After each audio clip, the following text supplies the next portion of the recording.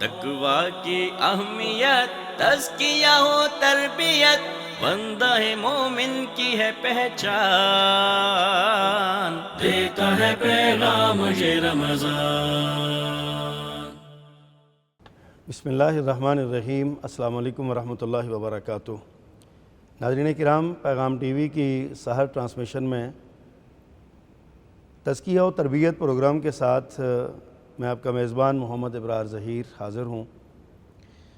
آج کے اس پروگرام میں ہمارے معزز مہمان محترم جناب پروفیسر ڈاکٹر محمد زید لکھوی حفظہ اللہ ہمارے ساتھ موجود ہیں۔ اب یہ تعارف کے کسی بھی محتاج نہیں ہیں، مسلسل ماشاءاللہ 6 پروگرام 6 دن سے ہمارے ساتھ ہیں، اور اللہ کے فضل سے یہ آخری روزے تک انشاءاللہ العزیز ہمارے ساتھ رہیں گے۔ اور ان کے ساتھ موجود ہیں ممتاز ماہر تعلیم ہیں، سابق ڈائریکٹر کالجز پنجاب ہیں، جناب پروفیسر عبدالرحمن لدھیانوی صاحب۔ جناب پروفیسر صاحب، آپ کا بھی بہت شکریہ۔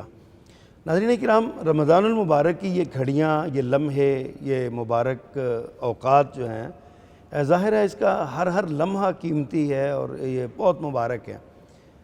آپ اندازہ کریں کہ یہ وہ مہینہ ہے جس مہینے کا ایک خاص تعلق ایک انسان کے ساتھ بھی ہے تو رحمان کے ساتھ بھی ہے۔ اللہ تعالیٰ نے اس مہینے کو ایک بڑے خاص انعام سے نوازا ہے، اور وہ یہ ہے کہ اللہ نے اس مہینے میں اپنا کلام قرآن مجید، آخری کتاب، آخری شریعت کی صورت میں اللہ نے اس مہینے میں اتارا۔ فرمایا شہر رمضان الذی انزل فیہ القرآن، یہ وہ مہینہ ہے جس میں قرآن کو اتارا گیا۔ تو رمضان اور قرآن کا باہم بہت تعلق ہے۔ مجھے یہ خوشگمانی ہے اللہ کے فضل سے، اور میں یقین رکھتا ہوں کہ ہمارے ناظرین وہ یورپ میں ہیں، یو کے میں ہیں، عرب میں ہیں، گلف میں ہیں، ایشیا میں ہیں، جہاں بھی الحمدللہ جس ملک میں بیٹھے ہیں ہمارے ناظرین، پیغام ٹی وی کے ان اوقات میں یقیناً یہ جو ہمارے جو لمحات چل رہے ہیں، مبارک لمحات، ہمارے یہ سارے ناظرین اللہ کے فضل سے قرآن کثرت کے ساتھ تلاوت کرنے والے ہیں۔ لیکن آج کی اس مجلس میں ہم قرآن کی عظمت اور اہمیت اور رمضان اور قرآن کے باہمی تعلق کے حوالے سے گفتگو کرنا چاہتے ہیں۔ مقصد صرف یہ ہے کہ عمل کا جذبہ پیدا ہو، مقصد صرف یہ ہے کہ لوگوں میں شوق پیدا ہو، مقصد صرف یہ ہے کہ پڑھنے والے اور زیادہ اس کو ولولے کے ساتھ، عزم کے ساتھ اور شوق کے ساتھ، محبت کے ساتھ پڑھیں۔ جناب پروفیسر صاحب، آپ سے بات کا آغاز کرتے ہیں۔ قرآن کریم اللہ کا کلام ہے، اور اللہ نے اس کو رمضان میں اتارا ہے، تو رمضان اور قرآن کے باہمی تعلق کو آپ کس تناظر میں دیکھتے ہیں؟ بسم اللہ الرحمن الرحیم۔ الحمدللہ وحدہ والصلاة والسلام علی من لا نبی بعدہ، اما بعد فاعوذ باللہ من الشیطان الرجیم۔ شہر رمضان الذی انزل فیہ القرآن، جیسا کہ آپ نے بھی یہی آیہ مبارکہ تلاوت فرمائی کہ اللہ تعالیٰ ہمیں یہ خبر دیتے ہیں کہ یہ رمضان کا مہینہ، اس کی خصوصیت یہ ہے کہ اس کے اندر قرآن کا نزول ہوا۔ اللہ اکبر۔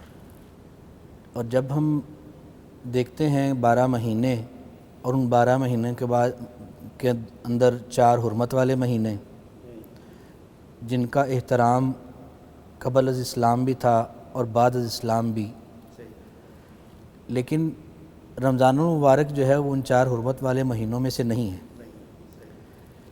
اس کے باوجود اس مہینے کو جو سعادتیں اور برکتیں حاصل ہوئی ہیں وہ کسی بھی اور مہینے کے پاس نہیں۔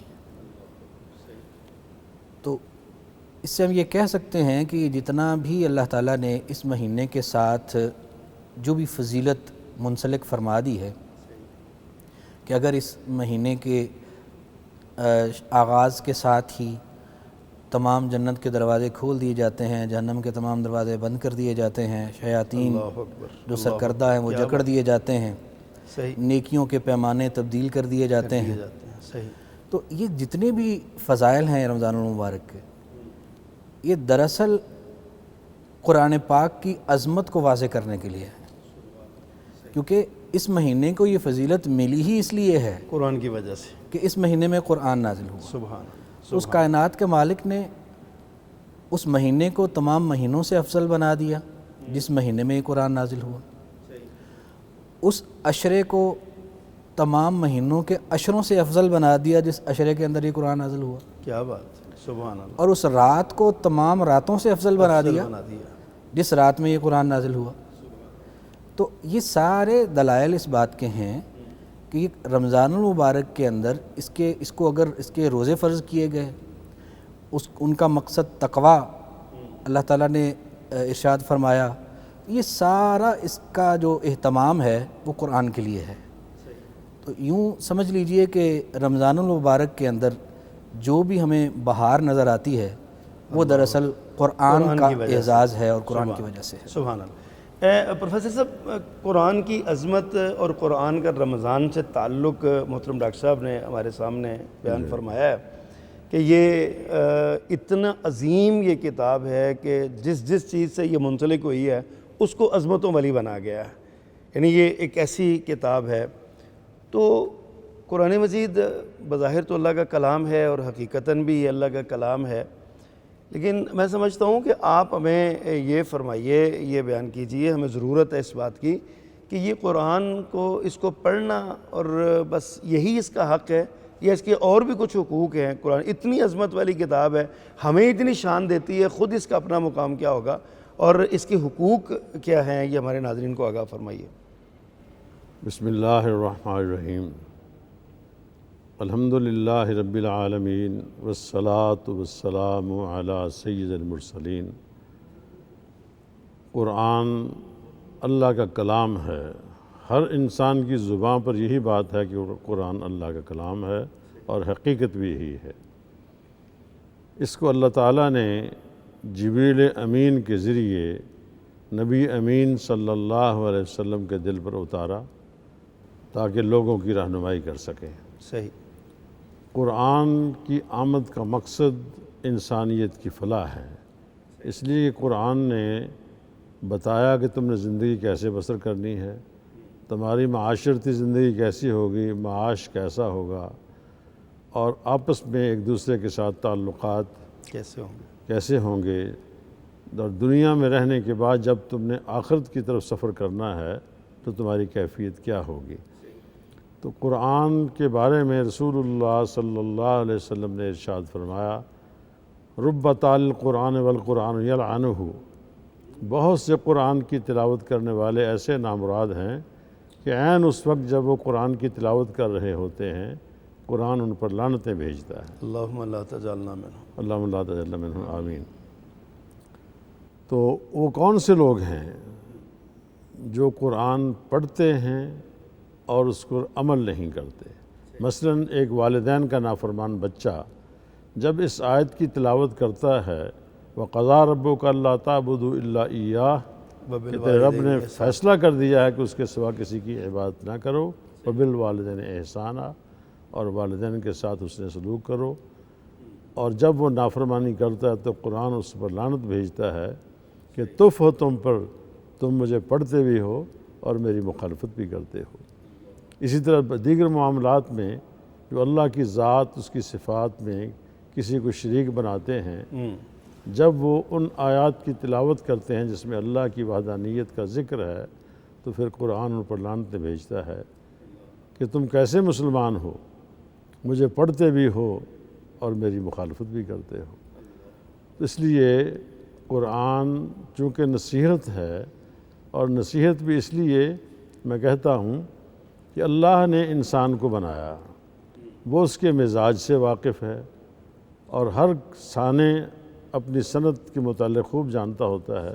تو اللہ نے انسان کو بنایا، وہ اس کے مزاج سے واقف ہے، لہٰذا اس نے قرآن میں خوشخبریاں بھی سنائیں اور ڈر بھی دلائے تاکہ انسان کی طبیعت میں جو دو چیزیں ہوتی ہیں. صاحب معذرت کے ساتھ آپ بہت گہری گفتگو کر رہے ہیں ماشاءاللہ، بہت علمی یہ ایک بات ہے. میں یہ چاہتا ہوں آسان سے الفاظ میں نا میرے جیسے طالب علموں کے لیے قرآن مجید کے جو حقوق ہیں، قرآن مجید کی ذمہ داریاں ہم پر جو عائد ہوتی ہیں، ان کا تھوڑا ذکر ہو جائے تاکہ ان میں سے پہلا حق تو یہ ہے کہ اس کی تلاوت کی جائے. صحیح. اور تلاوت کرنے کے لیے کوشش کی جائے کہ لفظ درست ہوں، تلفظ کی صحت کے ساتھ تلاوت کی جائے. جب ہم ہر چیز سیکھ سکتے ہیں، مشکل سے مشکل عبارتیں پڑھ لیتے ہیں، تو قرآن جس کو اللہ آسان کہتا ہے اس کو پڑھنے میں ہماری زبان اٹکتی ہے، لیکن اللہ اتنا مہربان ہے کہ اس نے کہا کہ جو آدمی قرآن پڑھتا ہے اور اس کی زبان اٹکتی ہے اس کو دوہرا ثواب دوہرا ملتا ہے۔ اجر ملے گا، اللہ اکبر کبیرہ۔ تو اس لیے یہ بھی میں سمجھتا ہوں قرآن کی عظمت ہے، قرآن کی عظمت ہے، صحیح۔ اس لیے کوشش کی جائے کہ جتنا پڑھا ہے اس کو صحت تلفظ کے ساتھ پڑھا جائے تاکہ اس کے کچھ اثرات بھی مرتب ہوں۔ اور دوسرا یہ ہے کہ صرف قرآن کو سینے سے لگا لینا یا اس کو غلاف میں لپیٹ کر اوپر رکھ دینا، یہ کوئی اس قرآن کی عظمت و عزت نہیں ہے۔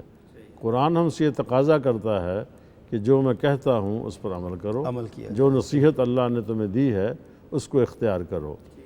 طاقوں میں سجا کر اللہ تعالیٰ کی عظمت کا حق ادا نہیں ہوتا، نہ قرآن کی عظمت کا حق ادا ہوتا ہے۔ صحیح۔ ڈاکٹر صاحب آپ یہ فرمائیے، آپ کی نظر میں قرآن مجید کے کوئی اور بھی حقوق بندے پر عائد ہوتے ہیں، اور اس کا ایمان، قرآن پر ایمان لانا اور عمل کرنا، آپ کیا سمجھتے ہیں کہ یہ انسان کے لیے، انسان کو کیا ملے گا؟ ایک بندہ قرآن پر ایمان لے آتا ہے۔ اللہ اکبر۔ یہ جو قرآن پاک ہے، جیسا کہ شیخ نے بھی فرمایا اور یہ ایک مسلمہ حقیقت ہے کہ مالک کائنات کا کلام ہے، تو اس کی عظمت اور اہمیت اور پھر اس کے حقوق یقیناً وہ بہت اہمیت کے حامل ہیں۔ تو قرآن پاک کی آیا مبارکہ کا یہ حصہ کہ یتلونہ حق تلاواتی ہی، اس کی تفسیر کے بارے میں جتنے بھی ہمارے متقدمین مفسرین ہیں، جن میں عبداللہ بن عباس رضی اللہ تعالیٰ عنہ ہیں، مجاہد رحمۃ اللہ علیہ ہیں، عبداللہ بن مسعود رضی اللہ عنہ جو اس کی تفسیر بیان کرتے ہیں، دیگر مفسرین، اور کسی نے بھی اس میں جو ہے اس چیز کا ذکر نہیں کیا کہ اس کی تلاوت، اس کی خوبصورت آواز میں تلاوت، اور زیادہ تر جو ان کے الفاظ منقول ہیں وہ حقوق کیا ہیں اس کے، کہ اس کی اتباع کرنا، اس کے حلال کو حلال سمجھنا، جس کو اس نے حرام کر دیا اس کو حرام سمجھنا، یعنی اس کے جو مطالب ہیں، اس کے جو اس سے جو مقصود ہے، اس کے تقاضوں کو پورا کرنا اصل میں قرآن کا حق ہے۔ گو کہ تلاوت قرآن پاک درست انداز میں کرنا اور اس کو خوبصورت آواز میں پڑھنا، یہ بھی نبی علیہ الصلوۃ والسلام کی تعلیمات میں سے ہے، اجر و ثواب سے یہ بھی خالی نہیں ہے، لیکن بنیادی مقصود یہ نہیں ہے۔ اصل مقصود جو ہے، کیونکہ ابھی آپ نے فرمایا کہ یہ جو ہے اس پر ایمان اور اس پر عمل کتنا عام ہے، تو بنیادی طور پہ دیکھیں تو انسان کی زندگی کا فلسفہ جڑا ہوا ہے اسی سوال کے ساتھ، بالکل صحیح، کہ جب آدم علیہ السلام کو ان کی غلطی کی بنا پر سزا کے طور پر اللہ تعالیٰ نے زمین پر اتارا، انہوں نے معافی مانگی، اللہ تعالیٰ نے معاف فرما دیا۔ پوری معافی کا مطلب کیا بنتا تھا کہ دوبارہ واپس جنت میں ٹھہرا دیا جاتا، بھیجا جاتا۔ بالکل اللہ تعالیٰ نے مشروط معافی دی اور ساتھ فرما دیا کہ بھئی تمہیں اب کچھ عرصہ کے لیے یہاں پر آزمائش کے طور پر رہنا ہوگا۔ صحیح۔ اور وہ آزمائش میں نے کس طرح سے کرنی ہے؟ اعوذ باللہ من الشیطان الرجیم، فَإِمَّا يَأْتِيَنَّكُم مِّنِّي هُدًى فَمَن تَبِعَ هُدَايَ فَلَا خَوْفٌ عَلَيْهِمْ وَلَا هُمْ يَحْزَنُونَ، کہ جو غلطی ہو گئی، اگر تو اس آزمائش کے وقت میں میری طرف سے آنے والی ہدایت کو اچھے طریقے سے اس کی پیروی ہوئی، دوبارہ وہ غلطی نہیں دہرائی گئی کہ اپنی خواہش نفس کے پیچھے لگ کے، ابلیس کے پیچھے لگ کے، شیطان کے پیچھے لگ کے میری ہدایت کو نظر انداز کیا، یہی وہ غلطی تھی جو ان سے جنت میں ہوئی۔ صحیح۔ اور اگر دوبارہ یہی غلطی دہرائی گئی تو پھر وہ جو مشروط معافی ہے وہ بھی ختم ہو جائے گی۔ اچھا ڈاکٹر صاحب، بڑی خوبصورت باتیں آپ کر رہے ہیں، بہت گہری بات ہے۔ وقت ہے بریک کا، ہمیں چند لمحات کے بعد ہم دوبارہ آپ سے یہ سوال کریں گے۔ ناظرین کرام، قرآن مجید کے ہم پر حقوق کیا ہیں، یہ بڑی ایک فکر انگیز بات ہے۔ قرآن پڑھتے تو ہیں ہم، ہمارے گھروں میں قرآن موجود ہے، ہمارے بچے بھی قرآن پڑھتے ہیں، لیکن اس کا اصل حق کیا ہے وہ ہم ادا نہیں کر رہے۔ اس پر مزید بات کریں گے اپنے معزز مہمان گرامی سے۔ یہ وقت ہے بریک کا، بریک کے بعد آتے ہیں، چند لمحات کے بعد آپ ہمارے ساتھ رہیے گا۔ تقویٰ کی اہمیت، تزکیہ و تربیت، بندہ مومن کی ہے پہچان، دیتا ہے پیغام یہ رمضان۔ تقویٰ کی اہمیت، تزکیہ و تربیت، بندہ ہے مومن کی ہے پہچان، دیتا ہے پیغام یہ رمضان۔ بسم اللہ۔ ناظرین کرام، آپ کو پیغام ٹی وی کی سحر ٹرانسمیشن کے اس پروگرام میں تربیت و تزکیہ کے عنوان سے جو معنون ہے دوبارہ خوش آمدید کہتے ہیں۔ وقفے سے پہلے ہم قرآن اور رمضان کے موضوع پر گفتگو کرتے ہوئے قرآن کے حقوق کی بات کر رہے تھے، اور ہمارے معزز مہمانان گرامی ہمیں اس حوالے سے رہنمائی دے رہے تھے۔ ڈاکٹر صاحب، آپ ہمیں بتا رہے تھے کہ قرآن مجید کا پہلا اور سب سے بڑا حق یہ ہے کہ اس کے احکامات کو تسلیم کیا جائے اور اس کے حرام کردہ چیزوں کو حرام سمجھا جائے، حلال کردہ کو حلال سمجھا جائے۔ کیا یہی ایک حق سارے حقوق کو کافی ہے، یا اس کے علاوہ بھی اس کے کچھ حقوق ہیں؟ آپ کی نظر میں کیا آپ سمجھتے ہیں اس بارے میں؟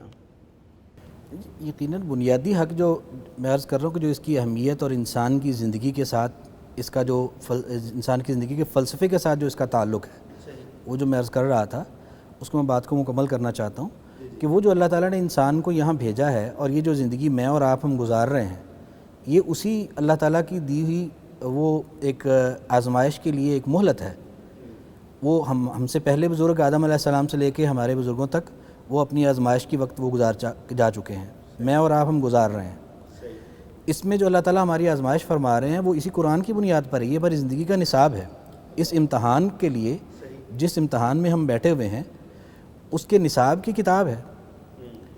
اب حق حقوق تو میرا خیال پہ بہت پیچھے رہ جاتے ہیں کہ اس کے بغیر نہ انسان کی دنیا میں نجات ہے نہ آخرت میں نجات ہے۔ وہ چھنا ہوا گھر جنت، اس کے حصول کا واحد راستہ سبحان اللہ اس اللہ کی ہدایت کی پیروی ہے، پیروی کرنا، بالکل صحیح، اس کی اتباع ہے۔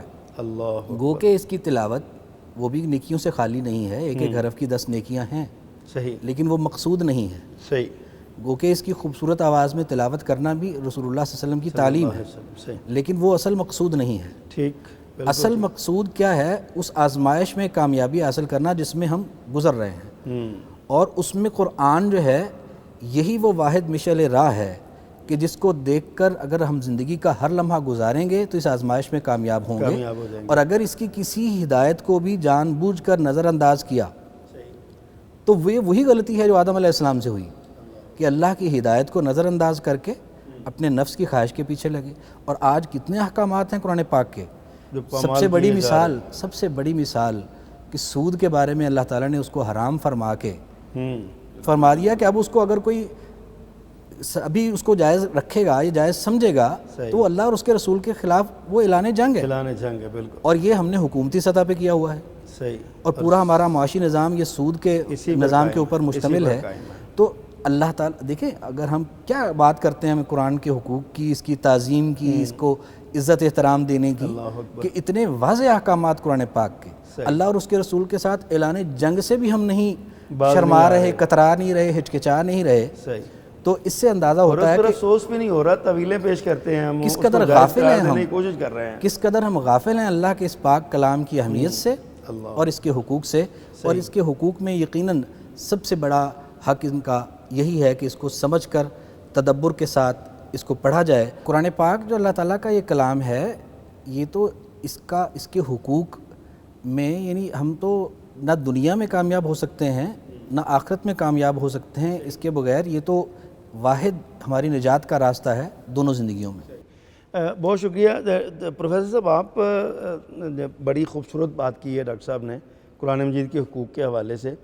میں سمجھتا ہوں قرآن عظیم کتاب ہے، عظیم رب العالمین کی، جس پر نازل ہوئے ہیں یہ کتاب، یہ کلام اور یہ آیات، یقیناً وہ بھی عظمتوں کے پیغمبر ہیں، عظیم پیغمبر ہیں۔ ظاہر ہے جس پر قرآن نازل ہوا اس کی عظمت کو اس سے زیادہ کون جان سکتا ہے۔ میں چاہتا ہوں اب ہمارے ناظرین کو رسول اللہ صلی اللہ علیہ وسلم کی قرآن سے محبت کا کوئی ایسا یعنی واقعہ سنائیں، آپ کا لگاؤ رمضان المبارک میں قرآن سے کتنا ہوتا تھا، ایسی بات جس سے لوگوں کے دلوں میں شوق پیدا ہو، چونکہ ہمارے رسول صلی اللہ علیہ وسلم اس کو پڑھتے تھے لہذا ہم بھی اس کو زیادہ زیادہ پڑھیں۔ قرآن چونکہ اسی زبان میں نازل ہوا جو ہمارے پیارے نبی حضرت محمد صلی اللہ علیہ وسلم کی زبان تھی، اور آپ کے سامعین بھی اسی زبان کے بولنے والے تھے، لہٰذا وہ ہر بات کو سمجھتے تھے، جو کچھ آپ بیان فرماتے جبریل امین سے سن کر تو صحابہ کرام اس کو سمجھ لیتے تھے، تو اس کی وجہ سے ان پر اثرات بھی مرتب ہوتے تھے۔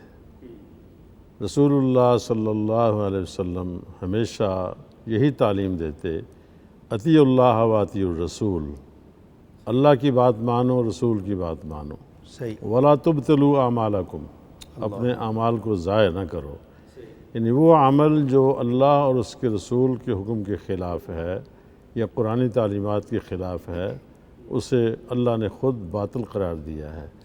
تو رسول اللہ صلی اللہ علیہ وسلم جب قرآن کی تلاوت کرتے تو آپ کی کیفیت بڑی عجیب ہوتی، یوں محسوس ہوتا جیسے آپ کسی سے ہم کلام ہو رہے ہیں، اور ہمیں بھی یہی تعلیم دی گئی ہے کہ جب قرآن پڑھیں تو یوں سمجھیں کہ اللہ کے ساتھ ہم باتیں کر رہے ہیں۔ جب یہ تصور ہوگا تو یقیناً قرآن پڑھنے میں لذت بھی آئے گی، اس کے اثرات بھی مرتب ہوں گے، اور انسان اس پر عمل کرنے کی کوشش بھی کرے گا۔ اچھا ڈاکٹر صاحب، قرآن مجید کی تلاوت کے اعتبار سے ہمیں صحابہ کرام رضوان اللہ علیہ مجمعین اولین اس کے حامل ہیں۔ کئی ایک صحابہ کرام کے بارے میں آتا ہے، عبداللہ ابن مسعود رضی اللہ تعالیٰ عنہ کے بارے میں، ابی ابن کعب رضی اللہ تعالیٰ عنہ کے بارے میں، کہ نبی صلی اللہ علیہ وسلم ان سے فرماتے تھے کہ مجھے قرآن سناؤ۔ تو وہ صحابہ کرام جو پڑھتے تھے، اللہ کے رسول اتنا شوق رکھتے تھے سننے کا اور صحابہ پڑھنے کا، کیا آپ نبی کریم صلی اللہ علیہ وسلم نے جب یہی جو آپ جس کا اشارہ فرما رہے ہیں، عبداللہ بن مسعود رضی اللہ عنہ سے آپ نے فرمایا کہ مجھے سناؤ، تو انہوں نے سورۃ النساء کی آیات تلاوت کی، یعنی اس واقعے سے ایک تو یہ ظاہر ہوتا ہے کہ جو قرآن پاک کی تلاوت کا سننا وہ تسکین کا باعث بھی ہے، اور یہ تسکین اور سکون یہ رغبت اور شوق نبی علیہ الصلوۃ والسلام کی سنت ہے۔ صحیح۔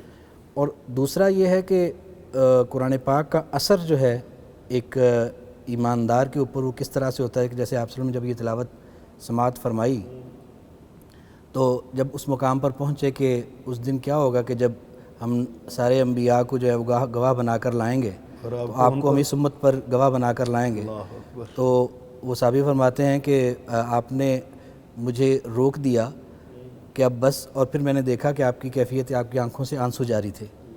تو یہ یقیناً یہی حال صحابہ کرام رضوان اللہ علیہ مجمعین کا تھا قرآن پاک کی تلاوت کے بارے میں، کہ جب خود تلاوت کرتے تھے، جب سنتے تھے تو ان کے اوپر ایک ایسی کیفیت طاری ہوتی تھی کہ جو بڑی خاص، جس قرآن پاک میں اللہ تعالیٰ نے اس کیفیت کو بار بار بیان فرمایا، جیسے اللہ تعالیٰ فرماتے ہیں اعوذ باللہ من الشیطان الرجیم تقشعر منہ جلود الذین یخشون ربہم، یعنی وہ لوگ ان کے رونگٹے کھڑے ہو جاتے ہیں، بالکل، کہ وہ ان کی جلدیں جو ہیں وہ کانپ اٹھتی ہیں، تھرتھرا اٹھتی ہیں، وہ کس وجہ سے؟ اسی اللہ تعالیٰ کے کلام کے اثر کی وجہ سے۔ دوسری جگہ آپ نے فرمایا کہ وَإِذَا سَمِعُوا مَا أُنزِلَ إِلَى الرَّسُولِ تَرَى أَعْيُنَهُمْ تَفِيضُ مِنَ الدَّمْعِ، کہ جب وہ کلام سنتے ہیں تو ان کی آنکھوں سے آنسو بہہ پڑتے ہیں۔ وہ اس کے سبب کیا ہے کہ مِمَّا عَرَفُوا مِنَ الْحَقِّ، کہ وہ جو حق انہوں نے پہچانا ہوا ہے، ان کے دلوں کے اندر وہ جو یقین ہے، اس کی وجہ سے ان کی آنکھیں بہہ پڑتی ہیں۔ تو یہ وہ کیفیت ہے، یہ وہ سرور ہے جو وہ صحابہ کرام اور آپ صلی اللہ علیہ وسلم اس قرآن کی تلاوت کو سن کر حاصل کرتے تھے، اور اللہ تعالیٰ ہمارے بھی یہ نصیب میں فرمائے۔ یہ اس وقت تک ممکن نہیں ہے کہ جب تک ہم اس کلام پاک کے الفاظ کو صحیح طور پر سمجھ کر نہ سکیں۔ آپ نے یقیناً وہ واقعہ پڑھا ہوگا حضرت اسید ابن حضیر رضی اللہ تعالیٰ عنہ کے تلاوت قرآن کا، کہ وہ اتنا گم ہوئے کہ وہ بیٹے کے پاس لیٹا ہوا تھا، اور وہ بڑا، یعنی صحابہ کرام کا جذبہ ایسا تھا کہ وہ جب، یعنی وہ قرآن کی عظمت کو سمجھ کے قرآن پڑھا کرتے تھے، جس کی وجہ سے ان پر یہ کیفیات جو ہے نا وہ طاری ہو جاتی تھی۔ یہ کیفیت اسی وقت طاری ہوتی ہیں جب انسان سمجھ رہا ہو کہ میں کیا پڑھ رہا ہوں۔ اگر الفاظ پڑھ لیے ثواب بھی مل جائے گا، یقیناً ہر لفظ کی نیکیاں ملتی ہیں، لیکن کیفیت طاری اسی وقت ہوگی جب انسان سمجھتا ہے کہ میں کیا پڑھ رہا ہوں اور کیا اپنی زبان سے کہہ رہا ہوں۔ بالکل صحیح۔ اچھا شیخ، آپ یہ فرمائیے، قرآن مجید جو ہے وہ اللہ کا کلام ہے، اس سے محبت کرنی چاہیے، اس کے الفاظ سے، حروف سے، تلاوت سے، سننے سے، سنانے سے، ہر طرح کی اس کی محبت کرنی چاہیے۔ تو ہم دنیا دار لوگ یہی سب سے پہلے سوچتے ہیں، جیسے ابھی آپ پہلے بھی بات کر رہے تھے، ہمارا تو یہ ہوتا ہے کہ یار یہ ذکر کروں گا تو دنیا میں کیا ملے گا، دنیا ہم مانگتے ہیں، دنیا مانگتے ہیں۔ تو کیا اللہ کے رسول صلی اللہ علیہ وسلم کی سنت سے یا قرآن مجید کی تعلیمات سے کوئی ایسے اسباق بھی ملتے ہیں کہ اگر ہم قرآن کی تلاوت کریں، اس کو عادت بنائیں تو ہمیں دنیا میں بھی کچھ ثمرات ملیں گے اس کے؟ اللہ تعالیٰ کسی کی نیکی کو ضائع نہیں کرتا۔ یہ وعدہ کر لینا کہ تمہیں صرف آخرت میں ملے گی ایسی بات نہیں، بلکہ دعا سکھائی اللہ تعالیٰ نے کہ یہ پڑھو ربنا آتنا فی الدنیا حسنہ وفی الآخرۃ حسنہ وقنا عذاب النار۔ اس دعا میں یہی ہے کہ اللہ تعالیٰ قرآن کی برکت سے، اس کی تلاوت سے دنیا میں بھی عزت دیتا ہے اور آخرت میں بھی بھلائی عطا فرمائے گا، اور قبر کے عذاب سے بھی، آخرت کے عذاب سے بھی محفوظ فرمائے گا۔ قرآن کی تلاوت اس غرض سے نہ کی جائے کہ میں قرآن پڑھوں گا تو مجھے اس میں دنیا کتنی ملے گی، کیا ملے گا، بلکہ عبادت سمجھ کے پڑھی جائے اور اللہ کا کلام سمجھ کے پڑھا جائے تو یقیناً اس کے اثرات مرتب ہوتے ہیں۔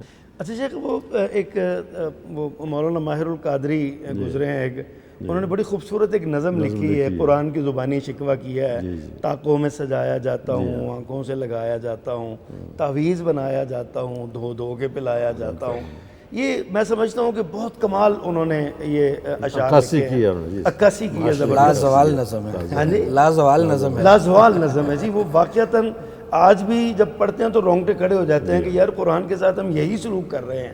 تو اس میں وہ جو ایک جملہ ہے تعویذ بنایا جاتا ہوں، آپ کیا سمجھتے ہیں کہ بعض لوگوں نے تو کاروبار بنایا ہوا نا یہ، وہ کہتے ہیں جب ہم قرآنی تعویذ لکھتے ہیں اور وہ یہ کرتے ہیں اور وہ کرتے ہیں، تو قرآن کے انسانی جسم پر اثرات کے حوالے سے میں یہ بات کرنا چاہ رہا ہوں کہ یہ جو تعویذ ہم گلے میں لٹکا لیتے ہیں یا دکانوں پہ لٹکا لیتے ہیں، اس کو بنا کے اس پہ کچھ آیات لکھی ہوتی ہیں، اس کے بارے میں کیا حکم ہے؟ قرآن کے اثرات مسلم ہیں، اس کا انکار نہیں کیا جا سکتا۔ اس کے لیے طریقہ کار غلط ہے کہ قرآن کا تعویذ لکھ کر اس کو پلا دیا جائے۔ جب اس کو پانی میں ڈالا، سیاہی اس کی زائل ہو گئی تو اثر ختم ہو گیا اس کا۔ اسی طرح گلے میں ڈال لینے سے اس پر عمل کرنا زیادہ بہتر ہے۔ اگر تعویذ کی بجائے دم کیا جائے، سورۃ فاتحہ پڑھ کے اس میں شفا ہے، دم کیا جائے تو کوئی حرج نہیں اس میں۔ صحیح۔ اور رسول اللہ صلی اللہ علیہ وسلم ہر رات سونے سے قبل آخری تینوں کل 3 مرتبہ پڑھ کر اپنے جسم پر، اپنے ہاتھوں پر پھونک مار کر پورے جسم پر پھیرتے اور 3 مرتبہ ایسا کرتے تھے۔ صحیح۔ یعنی قرآنی اثرات موجود ہیں لیکن طریقہ کار درست نہیں ہے۔ جو ہم نے تعویذوں کا سلسلہ شروع کر رکھا ہے، اس کی کوئی شرعی حیثیت نہیں بنتی۔ اگر آپ غیر مسلموں کی طرف دیکھیں تو کسی کے گلے میں تعویذ آپ کو نظر نہیں آئے گا، اللہ اکبر۔ اور مسلمانوں کے بچوں کے گلوں میں بڑے تک تعویذ نظر آتے ہیں۔ یہ اصل میں تعویذ ہے دل کا علاج اس سے ہوتا ہے۔ قرآن کی تلاوت سے دماغ ٹھیک ہوتے ہیں، نظریات ٹھیک ہوتے ہیں، دل ٹھیک ہوتے ہیں۔ اس طرف ہماری توجہ نہیں۔ مثلا ایک ڈاکٹر اچھا سے اچھا نسخہ لکھ دے، فیس زیادہ لے کر آپ کو نسخہ لکھ کر دے، آپ اس کا نسخہ لا کر سنبھال کے رکھ لیں، گلے میں لٹکا لیں تو فائدہ نہیں ہوگا۔ فائدہ اسی وقت ہوگا جب آپ اس کو استعمال کریں گے۔ صحیح۔ ڈاکٹر صاحب، قرآن مجید کی کوئی پرٹیکولر آیات یا کوئی صورتیں ایسی ہیں جو نبی مکرم صلی اللہ علیہ وسلم نے کسی کو پڑھنے کا کہا اور اس کے فوائد، جو جیسے ڈاکٹر صاحب ابھی پروفیسر بتا رہے تھے کہ دم کی صورت میں یا کوئی ایسا معاملہ؟ یقیناً بے شمار ہیں اس لحاظ سے اگر دیکھا جائے تو، جیسے سورۃ الفاتحہ، کیونکہ وہ بھی آپ کا حدیث تقریری کے طور پر وہ صحابی کا عمل تھا، آپ نے اس کی تائید فرمائی۔ تو اسی طرح سے جیسے شیخ نے فرمایا کہ یہ معوذتین اور سورہ اخلاص ساتھ ملا کے تینوں آخری کل شریف جو ہیں، ان کا دم کرنا رات کو سونے سے پہلے مسنون عمل ہے آپ صلی اللہ علیہ وسلم کا۔ آیت الکرسی پڑھنا، جی اپنے آپ کو دم کر کے سونا، اور اسی طرح سے 5 نمازوں کے ساتھ بھی انہی کا پڑھنا، اور اسی طرح رات کے وقت سونے سے پہلے سورہ سجدہ اور سورۃ الملک اس کی تلاوت کرنا۔ تو یہ مختلف ایسی صورتیں اور مختلف قرآن پاک کے حصے ایسے ہیں، جیسا کہ سورۃ البقرہ کی جو آخری آیات ہیں ان کا بھی جو اثر ہے اور حفاظت کے حوالے سے وہ کافی ہو جاتی ہیں اس کے پڑھنے والے کے لیے۔ تو سورۃ البقرہ اگر گھر میں تلاوت کی جاتی ہے تو جنوں شیطانوں کے بھگانے کے لیے گھر سے وہ، تو بہت ساری اس طرح کے مختلف قرآن پاک کے حصے ہیں. وہ تو اللہ تعالیٰ نے فرمایا کہ اعوذ باللہ من الشیطان الرجیم وَنُنَزِّلُ مِنَ الْقُرْآنِ مَا هُوَ شِفَاءٌ وَرَحْمَةٌ لِّلْمُؤْمِنِينَ. اللہ اکبر. تو یہ قرآن جو ہے اچھا ڈاکٹر صاحب، بہت سارے معاملات کا علاج. اس پر ایک اور میں یہ نہیں چاہتا ہوں، ہمارے بعض لوگ وہ عموماً وہم کے شکار ہوتے ہیں نا، ذرا سا کاروبار میں تھوڑی سی بندش آئی، ذرا سا کوئی پریشانی آئی تو فوراً ذہن میں یہ خیال آتا ہے کہ جی نے ہم پر جادو کر دیا، کسی نے وہ کر دیا، اور پھر وہ جاتے ہیں لوگوں کے پاس اور وہ بھی ان سے کہہ دیتے ہیں جی جو ہے نا وہ میں یہ آپ کو کر دوں گا، اب میں عمل یہ کر دوں گا آپ کو، تو آپ جو ہے نا مجھے اتنے پیسے دے دیں، مجھے فلاں چیز دے دیں. اور اگر وہ ان سے کہیں نا کوئی عامل جو صحیح عامل بالقرآن ہے، وہ کہے نا کہ یہ صورت آپ گھر میں پڑھیں خود جا کے، تو وہ کہتے ہیں جی ہم سے نہیں ہوتا، پیسے لے کے کریں. اس رویے کے بارے میں آپ کیا کہتے ہیں؟ بلکہ اب تو آن لائن استخارے بھی ہوتے ہیں، آن لائن بھی ہو رہے ہیں. بالکل صحیح ہے. تو یہ بہرحال سب خرافات ہیں. قرآن کا مذاق ہے جی ہمارے ایمان کی کمزوری اور قرآن پاک کی اصل اہمیت اور حیثیت جو ہے اس کو فراموش کر دینے کا نتیجہ ہے. اللہ اکبر. اور جو لوگ اس میں لوگوں کو میں سمجھتا ہوں کہ بدھو بنا رہے ہیں وہ بھی اس کے ذمہ دار ہیں، اور جو لوگ بن رہے ہیں وہ بھی اس کے ذمہ دار ہیں. ہر معاملے میں نبی علیہ الصلوۃ والسلام کی سیرت ہی بہترین طریقہ کار ہے.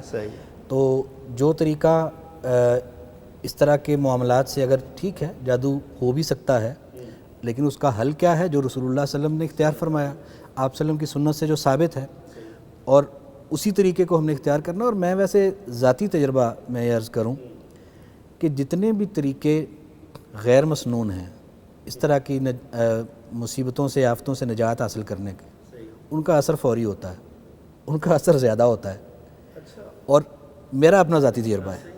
اور جو مسنون اعمال ہیں ان کو کر کے صبر آزما معاملہ ہوتا ہے، امتحان آ جاتا ہے اللہ کی طرف سے، اور یہ اللہ تعالیٰ کی طرف سے آزمائش ہے. بالکل. اور لوگ شارٹ کٹ تلاش کرتے ہیں، اللہ ہمیں کچھ کرنا نہ پڑے، فوری آرام آ جائے، جلدی نتائج ہمیں مل جائیں. تو وہ پھر اس چیز کو نہیں دیکھتے کہ مسنون کیا ہے اور غیر مسنون کیا ہے، فائدہ ہمیں کہاں سے ملے گا. لوگ اس طرف جاتے ہیں جس سے وہ اپنا ایمان بھی خراب کرتے ہیں اور اپنا سارے معاملات کو ڈاکٹر صاحب بگاڑ آپ سے مزید بات کریں گے. ناظرین کرام، قرآن مجید اللہ کا کلام ہے اور اللہ سبحانہ و تعالیٰ نے اپنے پیغمبر صلی اللہ علیہ وسلم پر نازل کیا. سچے رب کا سچا کلام کائنات کے سچے ترین انسان پر. اس کے اثرات کیا ہیں، اس کے فوائد کیا ہیں، اس کی برکات کیا ہیں، باتیں ہو رہی ہیں. مزید کچھ گفتگو کریں گے، ہمارے ساتھ رہیے گا. چند لمحات کے بعد دوبارہ حاضر ہوتے ہیں. تقویٰ کی اہمیت، تزکیہ و تربیت، بندہ مومن کی ہے پہچان. دیتا ہے پیغام یہ رمضان. تقویٰ کی اہمیت، تزکیہ و تربیت، بندہ مومن کی ہے پہچان. دیتا ہے پیغام یہ رمضان. ویلکم بیک ناظرین. پیغام ٹی وی کی سحر ٹرانسمیشن میں آپ اس وقت ہمارے ساتھ موجود ہیں، بلکہ ہم آپ کے ساتھ موجود ہیں.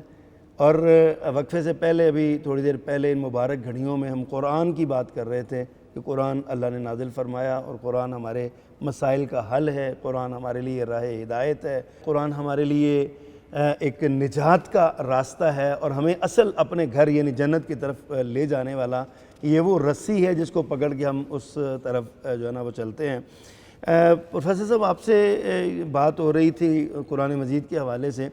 میں سمجھتا ہوں کہ آپ یہ ہمارے ناظرین کو فرمائیے کہ قرآن مجید پر عمل کرنے سے ایک معاشرے کے اوپر کیا اثرات مرتب ہوتے ہیں. ایک ہوتے ہیں انفرادی زندگی انسان کی، اس کی ہم نے بات کی، دم کرنے سے اثر ہوتا ہے، اور وہ قرآن پڑھنے سے دل کو سکون بھی ملتا ہے اور رکت بھی طاری ہوتی ہے، رونگٹے بھی کھڑے ہو جاتے ہیں. لیکن قرآن پر عمل کرنے سے یا قرآن کی تلاوت کرنے سے معاشرتی طور پہ عام ہمارے کیا اثرات مرتب ہو سکتے ہیں؟ اللہ تعالیٰ نے تمام انسانوں کے حقوق متعین فرما دیے ہیں. مثلا والدین کے حقوق متعین کیے، قرابت داروں کے حقوق متعین کیے، غرباء اور مساکین کے حقوق متعین کر دیے. جب ہم قرآن پر عمل کر کے اپنا مال ان لوگوں پر خرچ کریں گے جو مستحقین ہیں تو یقیناً معاشرے میں آسودگی پیدا ہوگی. اور جو آپس میں ایک دوسرے سے ناراض ہیں کسی وجہ سے، ان کو قرآن تعلیم دیتا ہے کہ اپنے قرابت داروں کے ساتھ اچھا سلوک کرو، جب ہم قرآن پڑھ کے اس کو چھوڑ دیں گے تو یقیناً ہم پر اللہ کا عذاب نازل ہوگا. صحیح. اور اگر اس پر عمل کر لیں گے، جو حقوق متعین کیے ہیں قرآن نے، صحیح. معاشرتی بھی معاشی بھی، ان کو ادا کریں گے تو انشاءاللہ معاشرے میں امن بھی ہوگا اور سکون بھی پیدا ہوگا صحیح. اور لوگ خوشحال بھی ہوں گے. صحیح. ہماری پریشانیوں کا واحد حل یہ ہے کہ ہم قرآن سے دل لگا لیں، اس کو پڑھیں، صحیح. اس پر عمل کریں، اس کے مطابق زندگی بسر کریں، صحیح. تو یقیناً تمام مسائل حل ہو سکتے ہیں. ڈاکٹر صاحب، قرآن مجید تو ظاہر ہے ہمیں، جیسے پروفیسر صاحب بتا رہے ہیں کہ اس کے احکامات پر عمل کیا جائے، تو قرآن تو ہمیں اجمالاً احکامات دیتا ہے نا. نماز پڑھو، کتنی نماز پڑھو، کہاں نماز پڑھو، کس وقت میں پڑھو، کتنی رکعات ہیں، کتنے سجدے ہیں، کتنی تلاوت ہے، کچھ قرآن وضاحت نہیں کرتا اس کی. اسی طرح زکوٰۃ کے بارے میں حکم ہے کہ زکوٰۃ دو، جنرلی ایک حکم ہے، اجمالاً حکم ہے، تفصیلات اس میں نہیں ہیں. تو ایسی صورت میں کون سی چیزیں ہیں جو ایک عام قاری کے لیے، قرآن پڑھنے والے کے لیے، کہ وہ قرآن کی تلاوت کرتا ہے، ترجمہ پڑھتا ہے، وہ دیکھتا ہے کہ میں اس کو سمجھوں، تو وہ کون سی کتابیں پڑھے یا کون سی چیزیں پڑھے جو قرآن سے ریلیٹڈ ہوں اور اس کے مسائل جو ہے نا اس کو حل ہوتے چلے جائیں؟ اچھا سوال ہے، تاکہ ناظرین جو ہیں وہ قرآن سے بہتر استفادہ کے لیے ان کو رہنمائی کی جائے. تو میں پچھلا جو آپ کا سوال ہے شیخ سے آپ نے جو فرمایا تھا، تو معاشرتی، اس کو تھوڑا سا میں اور آگے بڑھانا چاہتا ہوں بات کو، اور اس کے بعد میں اس سوال کی طرف آتا ہوں کہ نبی علیہ السلام کا جو ارشاد عمر فاروق رضی اللہ عنہ جس کے راوی ہیں کہ ان اللہ یرفع بہذا الکتاب اقواما ویضع بہ آخرین. اب یہ جو ارشاد ہے، الفاظ تو بہت تھوڑے ہیں، لیکن اس کا جو پس منظر ہے وہ اس کے اندر ایک پوری اسلامی تاریخ بھی ہے اور موجودہ حالات کا اس کے اندر بالکل ایک عکس بھی نظر آتا ہے. کہ پہلا حصہ جو ہے کہ ان اللہ یرفع بہذا الکتاب اقواما، اس کا مصداق نبی علیہ السلام، صحابہ کرام اور ان کے ساتھ منسلک ادوار میں آنے والے جو لوگ ہیں، کہ جو اپنا ایمان بچا کر جب مکہ سے نکلے تھے اور سب کچھ چھوڑ چھاڑ کے، کچھ بھی نہیں تھا ان کے پاس، وہ آ کے مدینہ میں آباد ہوتے ہیں. 10 سال نبی علیہ السلام کی نبوی زندگی کے اور 30 سال خلفائے راشدین کی زندگیوں کے.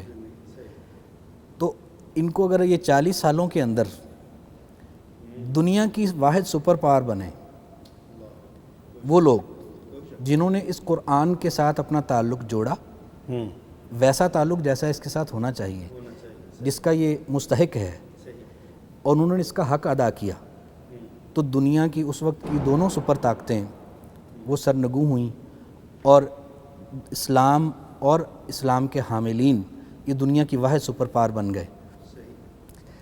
تعداد ان کی کتنی تھی جب مکہ سے مدینہ ہجرت کر کے آئے تھے؟ دنیا میں کتنی تعداد تھی؟ اللہ اکبر. 40 سال میں کہاں پہنچ گئے؟ سبحان اللہ، کیا بات. ہم تعداد میں کتنے ہیں؟ ہائے ہائے، اسی اللہ کے ماننے والے، وہی اللہ ہے، بالکل صحیح. وہی کتاب قرآن، وہی قرآن، کیا بات. وہی نبی آخر الزماں. صلی اللہ علیہ وسلم. صحیح. حالات دیکھ لیجئے، 57-58 ممالک ہیں، آئینہ ہے یہ حدیث تو ہمارے لیے نا. 57-58 ممالک ہیں، حکمران بھی مسلمان ہیں، افواج، ان کے اسلحے، ان کے وہ دیکھ لیجئے. صحیح. تو اتنے پستی اور زوال، زیادہ مسلمان، اتنی پستی اور زوال، اور دنیا میں جہاں کہیں بھی آپ ظلم ہوتا دیکھیں گے، مظلوم آپ کو مسلمان نظر آتا مسلمان ہی ہے. نظر آتا نہ کوئی سیاسی حیثیت ہے، نہ کوئی معاشی معاشی حیثیت معاشرتی ہے. حیثیت. ہر طرح سے یہ پستی میں گری ہوئی قوم، تعداد بھی بہت زیادہ. وجہ کیا ہے؟ قرآن کو چھوڑ دیا. تو قرآن کا معاشرتی اثر اس حدیث سے زیادہ کوئی اور میرا خیال میں جو ہے حوالہ وہ واضح نہیں کرتا. باقی جو دوسرا آپ نے ارشاد فرمایا کہ عام جو ہم مسلمان ہیں، ہم کس طرح سے قرآن پاک سے بہتر استفادہ کر سکتے ہیں، اس کے لیے اپنی ناقص رائے اور تجربے کی بنیاد پر میں عرض کرتا ہوں. ایک تو عام قاری قرآن جو ہے اس کے لیے بہتر تجویز جو میرے علم میں ہے وہ ہے جو تفسیر احسن البیان ہے، کہ اس میں ترجمہ ہے اور ساتھ حاشیہ میں مختصر ترین تفسیر موجود ہے، اور مصدقہ ہے، مستند ہے. وہ قرآن پاک جب جو حجاج کرام جاتے ہیں حج اور عمرہ کے لیے، تو سعودی حکومت بھی وہی قرآن پاک جو ہے وہاں پہ تحفہ کے طور پہ دیتی ہے، احسن البیان. تو ایک تو یہ کہ عام تلاوت کے لیے اگر وہ سامنے رکھا جائے تو اس کا فائدہ یہ ہوتا ہے کہ جب آپ تلاوت کر رہے ہیں ترجمہ بھی ساتھ دیکھ سکتے ہیں اور مختصر تفسیر بھی. صحیح. اور اس کے بعد اگر کوئی مزید کسی آیت کے بارے میں تجسس پیدا ہوتا ہے اور اس کی تفصیلات کو جاننا چاہتا ہے تو میری رائے میں پھر وہ تفسیر ابن کثیر کو دیکھے, جہاں پہ جو تفسیر بالمعثور کی ایک امام کتاب ہے, تو اس میں پھر اس کو انشاءاللہ اور زیادہ تفصیلات اس حوالے سے مل جاتی ہیں. تو یہی ایک بہتر صورت ایسی لگتی ہے کہ جس سے ہم قرآن کے فہم کو زیادہ عام کر سکتے ہیں, اور ذاتی طور پر بھی ذاتی مطالعہ میں ہم انشاءاللہ بھٹکے بغیر قرآن پاک سے صحیح رہنمائی حاصل کر سکتے ہیں. پروفیسر صاحب, آپ کا تجربہ بہت زیادہ ہے, آپ معاشرے میں پھرتے ہیں. اس وقت جو کیفیات ہیں نا ہمارے معاشرے میں, بہت ساری فہم قرآن کلاسز کا وہ جو ہے نا وہ چل رہی ہیں مختلف مساجد میں بھی, مختلف کالجز میں, شادی ہالوں میں, دیگر جگہوں پہ نا کچھ لوگ اپنے اپنے انداز میں فہم قرآن کلاسز جو ہے نا وہ اٹینڈ کرتے ہیں اور کچھ اس کو انعقاد کرتے ہیں ان کا. آپ کیا سمجھتے ہیں کہ یہ فہم قرآن کلاسز پڑھانے والے اور پڑھنے والے یہ کیسا عمل ہے یہ, اور اس میں کہیں کوئی خرابی کی صورت تو نہیں پیدا ہو رہی؟ اس کے ساتھ کیا آپ رہنمائی کرتے ہیں اس حوالے سے؟ قرآن کی تعلیم کے لیے باقاعدہ قرآن سے بھی اور نبی کریم صلی اللہ علیہ وسلم کے فرمان سے بھی یہ بات ثابت ہے کہ تفہیم کا اہتمام کرنا چاہیے. جو لوگ قرآن سمجھانے کے لیے, سمجھنے کے لیے کوشش کرتے ہیں ان کا اقدام مستحسن ہے, لیکن اس کام کے لیے کسی وقت کا تعین کرنا یہ بڑا لازمی ہے. تراویح پڑھنے کے بعد لوگ تھکے ہوئے ہوتے ہیں, نیند بھی غالب ہوتی ہے, اور ہم قرآن سمجھانے کے لیے ان کو مزید آزمائش میں ڈال دیتے ہیں.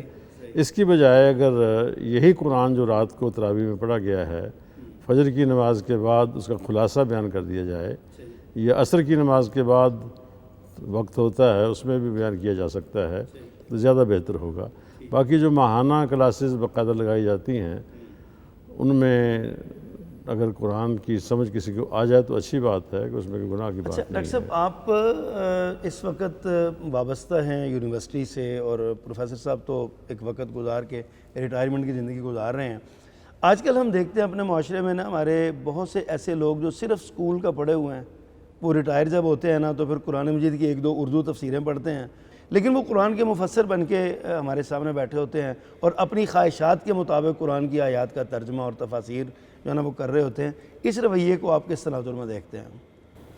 یہ یقیناً اس اعتبار سے اگر دیکھا جائے کہ اگر کوئی بندہ جو بیان کرنے والا ہے اس میں صلاحیت نہیں ہے, جو کہ بنیادی صلاحیتیں درکار ہیں قرآن پاک کی تفہیم کے لیے اور اس کی تفسیر کو سمجھنے کے لیے, کوئی خاص طور پہ بنیادی چیز صرف اور نحو ہے کہ عربی زبان کے جو قواعد ہیں ان کو وہ پہچانتا ہو, جانتا ہو, تاکہ ان سے صحیح معنی اور مفہوم اخذ کر سکے. اسی طرح سے اس کا تعارف جو ہے وہ عربی ادب کے ساتھ بھی ہونا چاہیے کہ جملوں کی بناوٹ اور الفاظ کا استعمال جو ہے اس سے کیا معنی مفہوم اس سے نکلتا ہے. تو اگر ایک بندہ ان بنیادی صلاحیتوں سے نابلد ہے مگر وہ اس بات کا اہتمام کرتا ہے کہ وہ جو اپنا سورس آف نالج ہے وہ اتھینٹک کتب تفاسیر اور تراجم کو رکھتا ہے, تو جتنا اس کو پتہ ہے مستند علم کو اتنا آگے پھیلانے کی کوشش کرتا ہے. اس میں تو میرے خیال میں کوئی قباحت نہیں ہے, چاہے اس کے پاس ذاتی صلاحیت نہیں بھی ہے, لیکن وہ اس بات کو یقینی بناتا ہے کہ اس کے تمام جو کوشش ہے اس کے اندر کسی قسم کا کوئی آمیزش نہ ہو جائے اور کوئی غلطی کا امکان نہ رہے. تو اس صورت میں تو بلغوا انی ولو آیا کے تحت وہ درست کر رہا ہے, جتنا اسے علم ہے وہ اتنا آگے پہنچا رہا ہے. البتہ جو دوسری صورت آپ نے ارشاد فرمائی ہے کہ لوگ جو ہیں وہ معمولی سی صلاحیت لے کر پھر خود ہی اس کی تفاسیر اور مختلف جہتیں ان کے مطالب کی اور تعویلیں آیات کی کر رہے ہیں, یہ یقیناً جو قابل گرفت عمل ہے. اس طرح کے لوگوں کو اجازت نہیں ملنی چاہیے. ان کے لیے تو وعید ہے حضور کی طرف سے کہ من فسر القرآن برأیہ فلیتبوأ مقعدہ من النار. جو قرآن کی تفسیر اپنی رائے سے کرتا ہے وہ اپنا ٹھکانہ جہنم میں بنا لے. اور میری رائے میں تو اس طرح کے لوگوں کے لیے تو حکومتی سطح پر اسلامی نظریاتی کونسل ایسے قوانین بنائے کہ جو لوگ اس طرح سے کر رہے ہیں ان کی گرفت بھی ہو اور ان کو منع بھی کیا جائے اور ان کو روکا بھی جائے. حکومتی سطح پر روکا ہونا چاہیے. بہت شکریہ شیوخ, آپ نے بڑی خوبصورت باتیں کی ہیں. ناظرین کرام، قرآن مجید کی عظمت، قرآن کی رفت، قرآن کے الفاظ، قرآن کے معانی، مطالب اور قرآن کی جو محبت ہے، اس حوالے سے بڑی خوبصورت باتیں، رہنمائی دینے والی باتیں ہمارے معزز مہمانان گرامی نے کی ہیں۔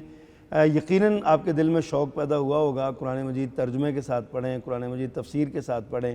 ایک دو تفاسیر کا ذکر بھی شیخ نے فرمایا، جیسے تفسیر احسن البیان ہے یا تفسیر ابن کثیر ہے، مختصر بھی ہے اور جامع بھی ہے، دونوں تفاسیر بیان کر دی ہیں۔ تو ان کے ساتھ ہمیں جو ہے نا وہ قرآن سے محبت کا اظہار اس انداز میں کرنا چاہیے۔ اللہ تعالیٰ سے دعا ہے کہ اللہ پاک ہمارے حال پہ رحم فرمائے، ہمیں قرآن کی محبت نصیب فرمائے۔ پروگرام کے اختتام میں حسب روایت کچھ دعائیہ کلمات کے لیے جناب پروفیسر عبد الرحمن لدھیانوی صاحب حفظہ اللہ سے گزارش کرتا ہوں کہ وہ چند دعائیہ کلمات ارشاد فرمائیں۔ اے اللہ، یہ قبولیت دعا کا وقت ہے، ہمارے برے اعمال کو نہ دیکھ، اپنی رحمت کے ساتھ ہماری خطائیں معاف کر دے، ہمیں پورا رمضان ایماناً و احتساباً روزے رکھنے اور راتوں کا قیام کرنے کی توفیق عطا فرما۔ خاص طور پر اے اللہ، ہم تجھ سے ان حالات میں التجا کرتے ہیں کہ یہ جو وائرس جس نے پورے دنیا کو اپنی لپیٹ میں لے رکھا ہے، اس سے اپنی مخلوق کو نجات عطا فرما۔ آمین الہ الحق آمین۔ بہت شکریہ معزز مہمانان گرامی۔ ناظرین کرام، کل تک کے لیے اپنے میزبان محمد ابرار ظہیر کو اجازت دیجیے۔ ایک نئے موضوع کے ساتھ، ایک نئی علمی ماحول کے ساتھ انشاءاللہ کل دوبارہ حاضر ہوں گے۔ کل تک کے لیے اجازت، اللہ حافظ۔ ایمان کی شبنم، رحمت کی چھم چھم، آیا نیکیوں کا ایسا موسم، برکت کے لمحے، تسبیح کے نغمے، نیکیوں کی بوندیں ٹپ کے ٹم ٹم، تقویٰ کی اہمیت، تزکیہ و تربیت، بندہ مومن کی ہے پہچان، دیتا ہے پیغام مجھے رمضان، دیتا ہے پیغام مجھے رمضان۔